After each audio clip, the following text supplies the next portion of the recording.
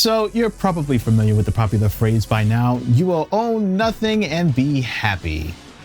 And amongst all of the basically bullshit that's going on with entertainment nowadays, you can probably guess why this phrase has become a lot more popular recently, amongst other things. Because guess what? Sony just decided that, you don't deserve physical media anymore and is stopping physical productions for their PlayStation games by 2028.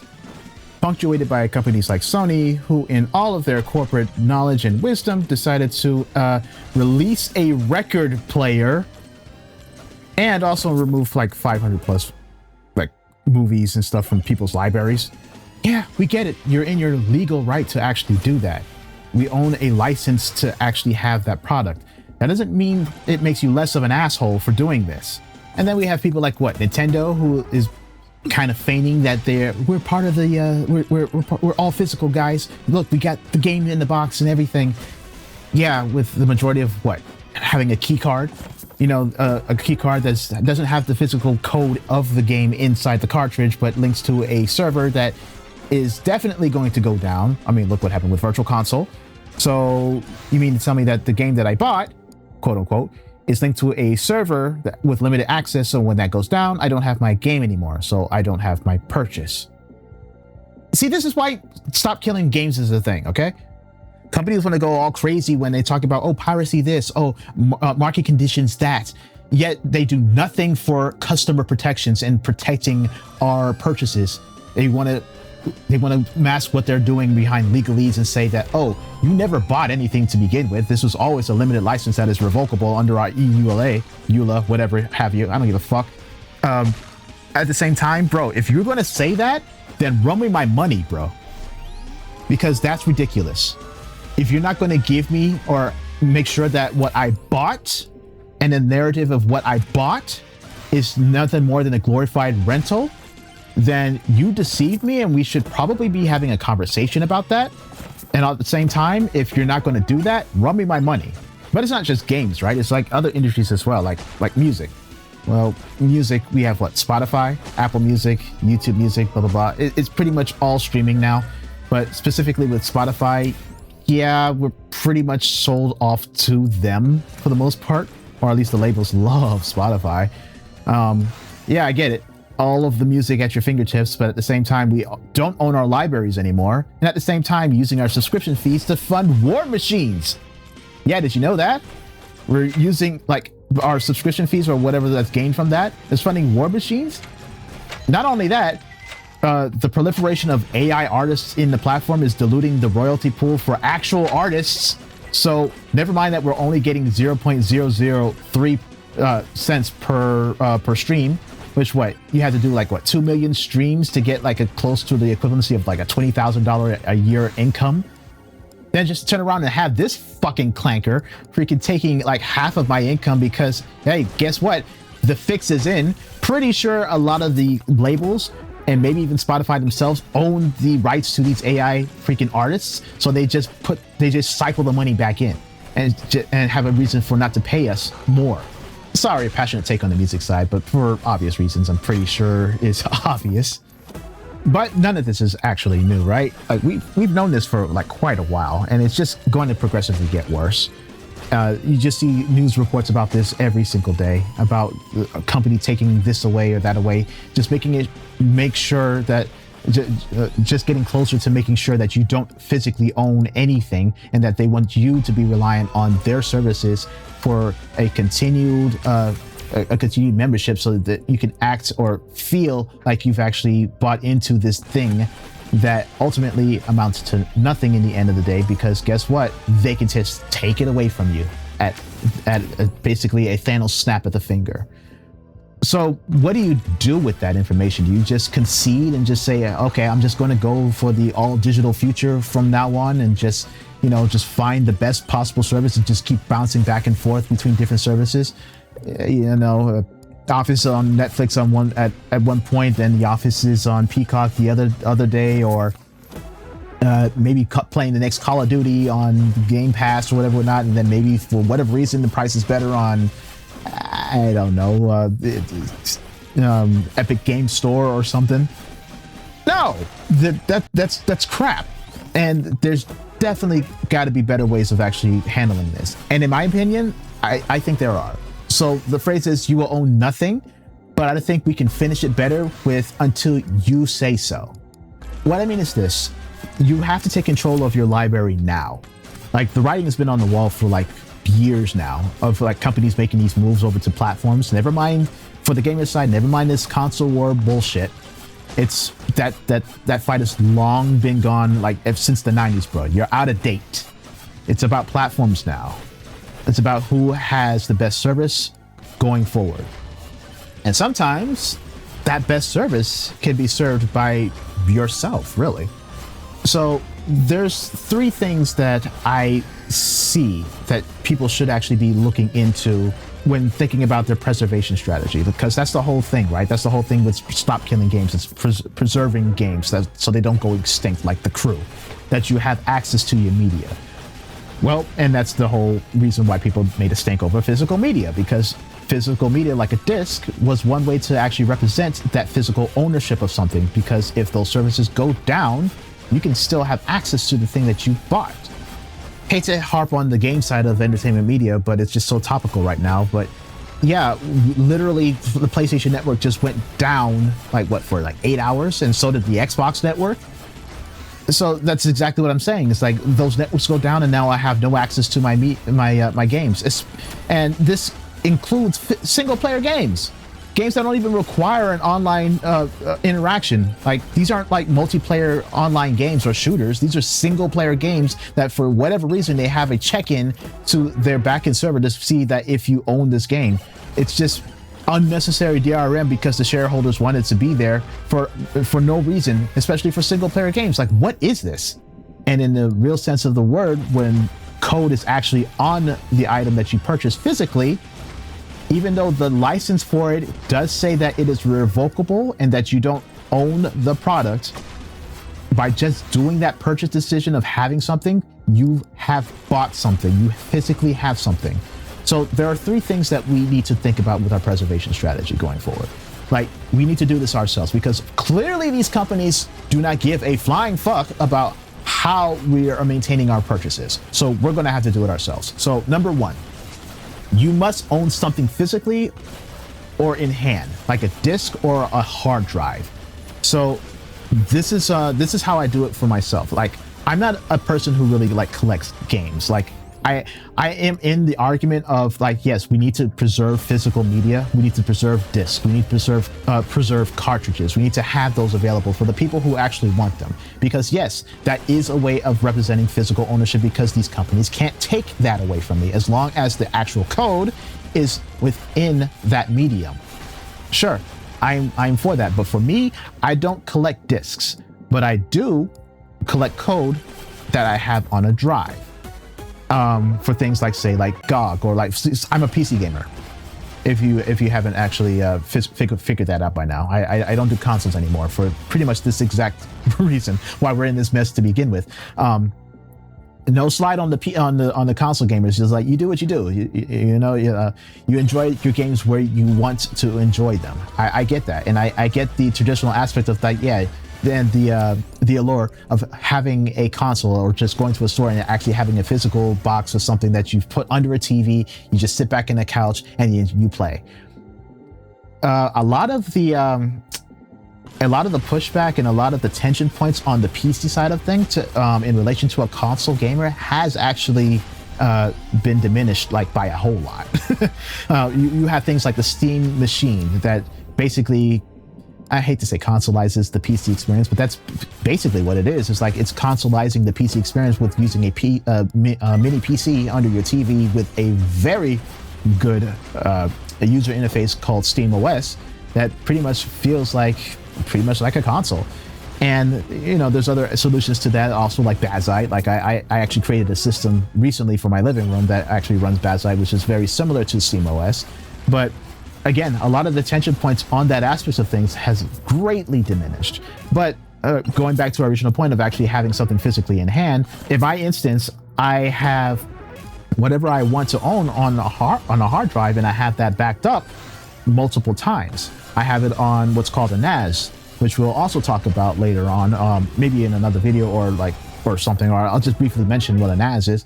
A NAS is basically a network attached storage that has a bunch of drives that you group together to create a mass storage that you can, if you set it up right, you can pretty much access anywhere. So let's move to a different industry now, like say like movies. You can have something like Plex or Jellyfin that actually serves up your media remotely from anywhere in the world, and is backed up on a say like in a sense of like TrueNAS, what is called a RAID Z2, which is which I'm not going to get super technical with that, but you basically have like say 6 drives, and all of those, and some of those drives actually have parity. So if something actually, like say if like one of your drives die, it's not like you're losing everything in your library. It actually gives you the opportunity to say, okay, I can pull this drive, and then I can just put like either a bigger drive or the same size drive, repair the entire pull, and my entire library is safe. So you have this mass storage that has a lot of resiliency. So like, you know, the whole traditional aspect of things of like putting like media on like a thumb drive or like a portable hard drive, and that's it. That's your entire library right there. You're at risk, my friend. So that's what NAS protects you with. But even after that, you still need to back the thing up, either using a 3-2-1 backup rule, which we'll also talk about probably later, like again, like in another video, because all these subjects, having something physically in hand, having a NAS, starting a 3-2-1 backup, all of those are different topics that should be explored and should be looked into with fine detail. And I'm pretty much thinking about actually doing a video on each, just to go a little bit more in detail about how things work on each of those levels, and possibly some good strategies on how to make sure what you're preserving with each of those strategies actually hold for years to come. But I digress. This is pretty much just an overview of some of the things that you need, and these are the 3 things that I think everybody who is concerned about their purchases and concerned about preserving their purchases for years to come should look into, especially if you don't want to manage like huge collections of physical media. Because yeah, let's face it, even with discs, those discs can degrade over time if you're not being careful. Granted, yes, I get it. There are people who are very careful with their disc libraries and are able to use discs that they purchased 10 years, maybe even 20 years ago, that still work perfectly today. That's cool. But you still need to be careful even with disc media. You need to be careful with any of the media that you're using as backup anyway, even hard drives. So, but here's the thing also, that if you do consider like discs as part of your strategy for preservation, or like cartridges as part of your preservation, that could be part of your 3-2-1 backup rule. Because we'll briefly go over it right quick. Part of having a 3-2-1 backup is having 2 different types of media. One preferably being away from your physical preference, like a cloud storage or a family. So one of those physical medias can be a disk, the other can be a hard drive. And in cases like with a lot of PC games, and like with GOG, yeah, you can burn the game specifically onto a disk and then put that same game on the hard drive and then send it to your family member. There you go, 3-2-1, and then you have the immediate, data, the immediate game, the immediate movie on your immediate drive that you have immediate access to, and then you fulfilled the 3-2-1 rule. But we'll get into that later. And then I hear the techies from the back saying, it's like, oh, not this guy doing basically a Trojan horse to self-hosting. Because yeah, that's exactly what I'm doing. Because yeah, guess what? You're also paying way more than you should for, like, say, Google Photos or like your Google Drive, when you have literally Image right there, or Nextcloud right there, or OwnCloud or whatever have you right there, which is basically free if you own the hardware. And yes, I also get it that given the market conditions or economic conditions nowadays, a lot of this equipment ain't cheap. At least not in the short run. Like, hard drive prices have exponentially increased. The whole RAM crisis, let's not get started with that. Especially if people are actually gravitating away from consoles and trying to get into the PC side. Yeah, you can scale the cost of PC gaming however which way that you want, from like decently priced to exceptionally expensive. I mean, extremely expensive. Like, yeah, there is the 5,000, 7,000 PC meme thing, but yeah, a lot of that argument is made from a lot of the fanboys who do not know what they're talking about, so please don't listen to them. Look at PC Part Picker and build out your rig. Bro, you literally can get, maybe with just a little bit more, because of the market conditions right now with the whole RAM thing. So yeah, the prices are going to be just a bit inflated in some aspects of things, basically depending on how you build things. But for around the same price of a PS5, you can get a ballin' PC. And you get to keep all of that while at the same time paying less for games. You're not paying for online. You have cheaper accessories. You don't have to worry about a company pulling your media away from you. And you can upgrade it. Literally, I bought my 3080 system. My 3080 is just kind of old by today's standard. Yes, I get it. The 5090 and the 5080 is just right there. Sue me. But at the same time, bro, my system is still capable enough to withstand probably even a PS7. I guess the other aspect of that is that it really just also depends on what you're trying to play. But at the same time, these companies can't rely on just brute forcing their unoptimized code to hardware and expecting you to buy the most expensive things so you can actually run it anymore, because guess what? We can't get it anymore because NVIDIA and all their wisdom decided to push all of our hardware over to the AI data centers. So with no market to actually buy that at the high end of unoptimized side, now they actually have to try and make that software a lot more compatible with lower end hardware. I hate to say lower end, but just like, I guess a better term would be sensible hardware. A sensible hardware in line of what you're trying to play. No more 5090s just to play fucking Minecraft. None of that shit no more.